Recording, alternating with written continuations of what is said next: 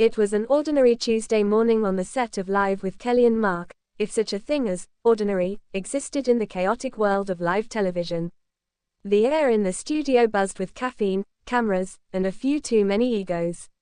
The smell of hairspray mingled with the scent of freshly brewed coffee and the underlying stress of everyone trying not to mess up on national television.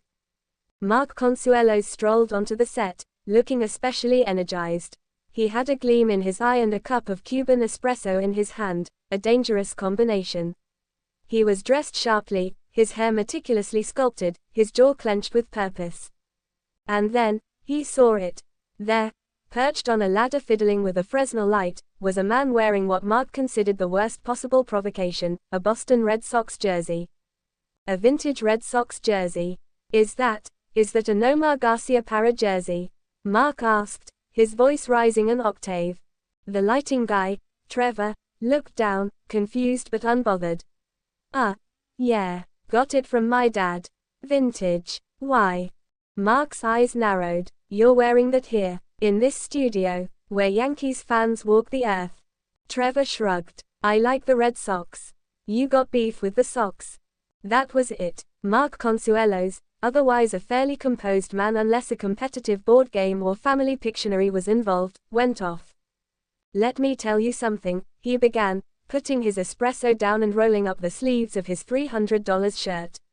The Red Sox are, objectively, the most overrated franchise in sports history. You can quote me. Trevor looked genuinely amused. Okay, Grandpa, want me to dim the lights a little for dramatic effect? No, you know what, you kids don't respect history. You don't remember, '04. You weren't even emotionally alive in '03. You were emotionally alive in '03. Trevor quipped, now enjoying himself way too much. Kelly Ripa entered from stage left, coffee in hand, dressed in a chic power suit that somehow screamed both morning talk show host and could win a cage match. She saw the scene immediately, her husband in a full-blown sports rant, and Trevor, the most patient lighting tech in the industry, casually fanning the flames. Oh no, she muttered to herself. Mark was now miming Derek Jeter's iconic throw from the 2001 Alls, using a boom mic stand as a bat to demonstrate how graceful baseball used to be. And this, he said, swinging dramatically, is what class looks like. Kelly marched toward him, eyebrows raised, sipping her coffee with the authority of someone who's been putting out fires for decades.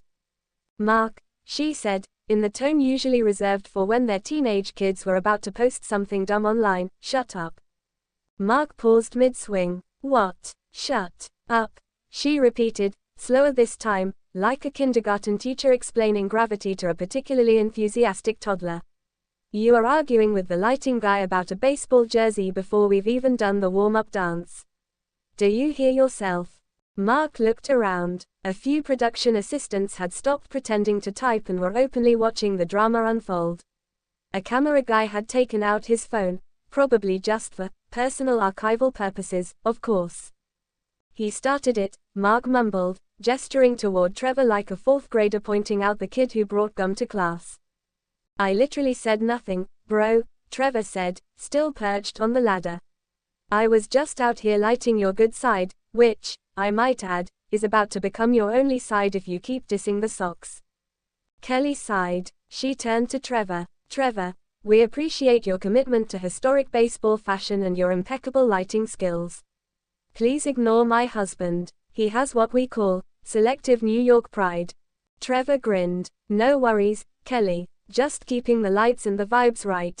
She turned back to Mark. And you, she said, poking a manicured finger into his chest, are going to walk back to that green room, finish your espresso, and calm whatever Bronx beast lives inside of you. Because we are about to go live, and America does not need another hot dad baseball rant. We had 3 last week. Mark, now fully deflated and borderline sheepish, gave a small nod. Okay, fine, but the Sox are still trash. Kelly didn't even respond. She just turned on her heel and walked away like a queen who had settled the matter and moved on to her next royal decree, probably about lip gloss or an Instagram post that needed approval. Trevor leaned down from the ladder. No hard feelings, man. Just so you know, I also have a Derek Jeter jersey. I'm an equal opportunity baseball nerd. Mark blinked. Really? Trevor grinned. Yeah, but I wear that one when we light your side of the set. Mark laughed in spite of himself. Okay, you win this round, lighting guy. Later that day, clips from the incident, naturally, leaked online. TikTok had a field day. The video was captioned, Kelly Ripa saying, "Shut up," is my new mantra. The hashtag #Socksgate trended for 6 hours. Someone even auto-tuned the argument into a remix. Mark took it in stride. He later addressed it on air. To be fair, he said, the lighting guy and I have come to an agreement. I won't insult his jersey, and he won't install an extra shadow under my eyes. Kelly added with a smirk, and I won't have to say, "Shut up," again, unless he brings up the Knicks next. Trevor, now somewhat of a cult hero among the show's fans, was gifted a custom Yankees Red Sox split jersey from the producers, with the back labeled, "The Peacekeeper." Answer: life returned to normal, or, at least, the version of normal that only exists in the surreal, over-caffeinated world of live morning television. Moral of the story: never mess with the lighting guy. He controls your glow. Also, if you're going to pick a fight over baseball, make sure it's after you've had your coffee.